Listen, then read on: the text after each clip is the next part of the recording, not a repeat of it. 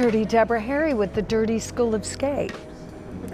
Here at the Fountain Valley Skating Center today to talk to you about your challenges in roller skating, except I have a challenge for you. So, why don't we get started? This is a talkie. Get your tea, let's settle in and talk about challenges in roller skating. Hey skaters, okay, so today I really wanted to talk to you about your challenges in roller skating. You know, when you're trying to level up or you're trying to learn something and for some reason it's just not clicking for you. You've been working on it a long time and you're just like, I can't understand why I'm not getting it yet. I look on social media, people are getting it just like that. I see my friends, they seemingly are getting it just like that, and I am struggling. Well, I have a challenge for you. I want you to challenge yourself to understand what it is you are doing correctly when you're actually struggling with a new element, okay? This is born really out of so many people coming to me and I ask them, hey, what are you working on? What do we need to improve on? And then the very first thing they always tell me is something that they can't do, why they suck at it, why they're terrible at it, and possibly why they will never ever be able to do it. And in reality, that is just simply not true. You've just hit a point where your mind, body, or emotions, something's holding you back from actually completing successfully that element in skating of which you want to do. So, my challenge right now is for you to start understanding what you're doing correctly first. So let's say, my gosh, dude, we're having a full-on light show here in the background. All right, I want you to understand what it is you're doing correctly. Now, I know that you are already watching videos, or you're already taking private lessons, or you're already taking classes, and you may already have a bunch of information. Maybe you're just watching videos and you're trying to analyze what people are doing so that you can imitate it and do it yourself. But you're still struggling. So the number one thing, physically, I want you to start listening to yourself. And when you're trying to do something, it could be a jump, a spin, it doesn't matter what it is. I want you to start with a checklist from the top to the bottom and recognize exactly what it is you're doing correctly. This could be a mental checklist. I've got my head in the right spot, my shoulders are straight across, my neck is tight, I'm up straight, I got my arms out, whatever it is. I want you to recognize what it is you are doing correctly. Once you do that, the things that are incorrect are going to be like giant red flags, and you'll all of a sudden be able to understand what you're not doing correctly and start attacking those things piece by piece. Now, you may say to yourself, oh, well, Dirty, I understand what I'm doing correctly, but I still don't understand what's incorrect. I don't have those giant red flags. Where are the red flags, Dirty? I don't know where they are. How can I understand? Let me tell you, sometimes it's through experimentation, okay? Sometimes you just have to experiment with it a little bit more weight here, a faster move there. You're going to have to experiment. Listen, so many of us are out there watching videos, taking classes and things, but sometimes success is born out of straight imitation. So let's say there's 10 aspects to or 10 steps to something you're trying to do correctly, and you've already recognized, dude, I'm doing 6 of it right. I really feel like 6 of it is right. I've got my body posture. I feel like I'm bending my knees enough, my back's up straight. You've got like, you know, at least half of it you've got down correctly, and you're struggling with the rest. Take confidence from the fact that you got half of it right, okay? We're on the right path. All right, I understand what I'm doing correctly. It's at least 50% there. Congratulate yourself. The red flags are those things that you're doing incorrectly are starting to make themselves noticeable to you.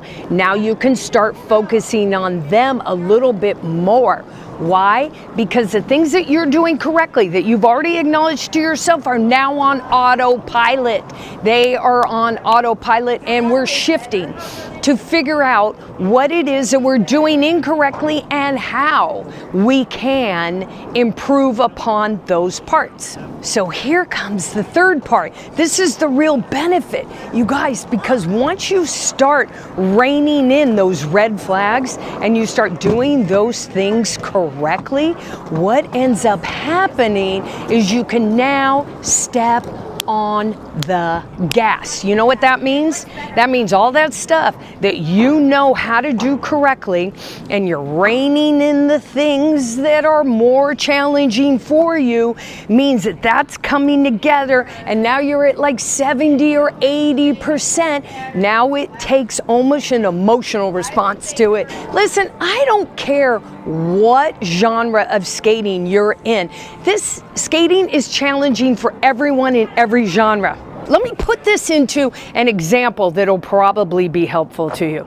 You guys, when I first started learning how to drop in at the skate park, I did not have, let's say I had a lot of encouragement from people, but not a lot of hardcore instruction, okay? I would go to try to drop in at the very beginning, and trust me, first of all, the drop in was too high up. But anyway, that goes without saying. It was just too high. Okay, my instruction consisted of, you just gotta do it. You just gotta get up there, you just gotta put your foot on that coping, and you just gotta drop in. You just gotta do it. But my mind was like, I don't just gotta do anything, because I could just go home and just not do this at all. So that really, for me, wasn't the best instruction, right? So the first time I dropped in, I wiped out. Like wiped out. It was so shocking how hard I fell. Now you understand, I've been skating for a long time, so I'm not used to really falling that often. And this was the most brutal fall. I was so shocked about how impactful this fall was. It was like, I was up here and now I'm down here, and I don't know if I can get up from down here. That's how hard it was, right? They said, you just got to do it again, Dirty. You just got to do it again. So number 2, I get up, I drop in, and I actually make it. And the gal says to me, well, see, you made it. And I said, oh, no. And that's an anomaly. Okay, I know from figure skating background that doesn't mean anything. Okay, third time I try to drop in, I barely survive it. I mean, it was wobbly, it was janky, it was bad, but I barely survived. A 4-time butter, honey. 4-time was like the greatest drop-in you've ever seen. Super smooth, felt great, but I knew it was a lie. 5th time, barely survived the drop-in, like barely survived. 6th time, I'm just like, let's just go home. I went home and I said to myself, there's got to be a way in which I can do this, right? And I said, okay, I'm gonna go back tomorrow. I'm gonna go on a lower level. I'm gonna drop in, and I am going to try to identify all of the things that I'm doing correctly. And I started with my general checklist. Is my head in a proper position, chin up? Are my shoulders in a proper position, straight across? Are my snacks tight? Are they? Is my core like, ready to do this? Did I have my hips down a little bit with my knees a little bit soft? Yes. Did I have my foot placed on the coping correctly?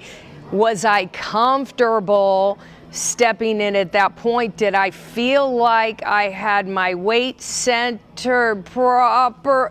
No, I didn't. I had my weight not centered properly on the correct foot. What was I thinking? Boom, light bulb moment. I was like, I needed to step on that coping, have my weight back here, the foot that was on the platform, then shift the body weight over as I stepped in, okay?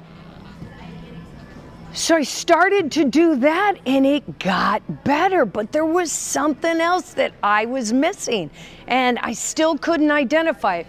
I kept dropping in by placing my skate on that coping, and I was like, I started to place it with some confidence now because I knew that that's where it was supposed to be, right? So instead of tentatively like stepping forward, I was like, okay, it's there, it's on it, but I've got my weight primarily on the back, right?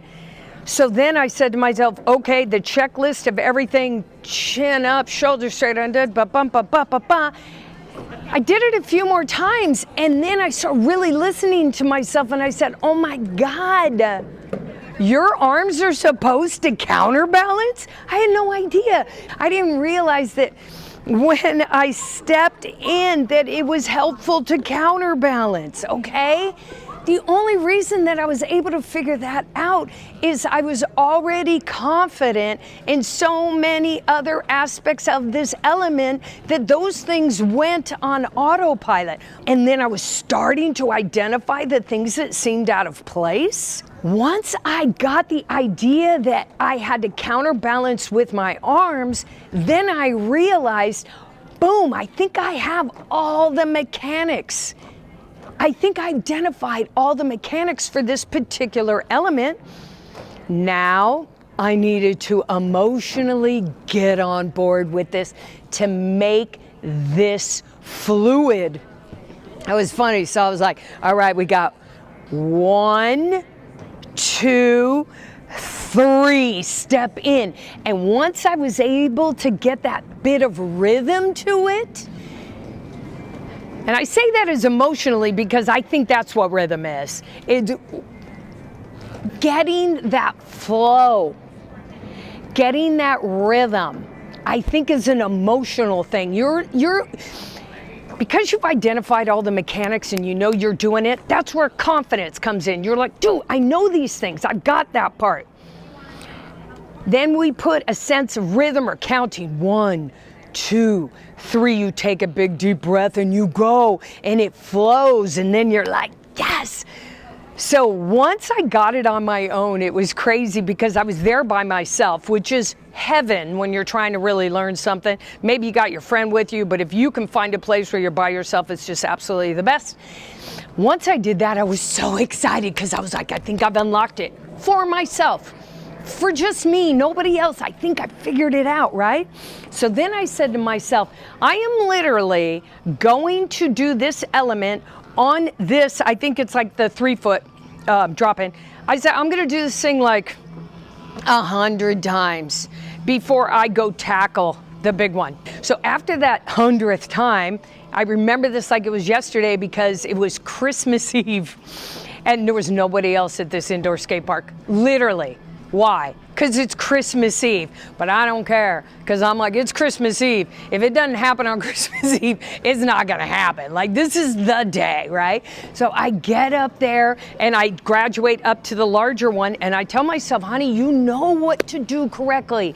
Chin, shoulders, snacks, hips, knees, direction, turn, hug, you got weight back here, go 1, 2, 3, step in, counterbalance with your arms, shoot up the other side, let it take you where it needs to go, and I did it.